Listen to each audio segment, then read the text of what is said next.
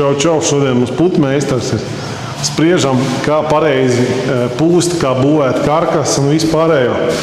Tā kā, ja procesā būs vēl video, bet meistars konsultējam speciālu programmiņu ar rases punktiem visu šito ģēlu. Jo šis cilvēks konteineru mājas būvēšanā ir pats galvenais. Ja? Viņš zina, kur kāda augstuma tilta, cik tālu, cik tuvu, kā karkas, kurā vietā.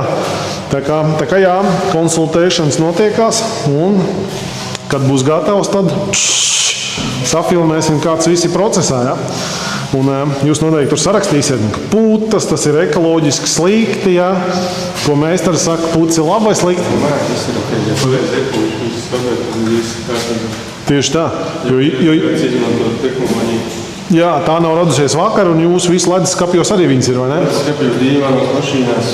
Dīvānos. Tagad tu pirdīsi dīvānā, tad atceries, ka tur ir arī slēgto pūra putas iepūsts. Ja?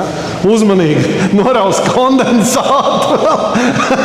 Jā, tā kā, lūk, es varbūt neesmu celtnieks, būvnieks, bet tad, kad es jūtu, ka man zināšanas beidzās, tad atbrauc cilvēks, kurš to darīs, kurš man nokonsultē, lai neieraudu baigā zarā. Ja? Tā kā tā, čau. Un meistars saka, ka uzmanīgi ar dīvānu. Ja?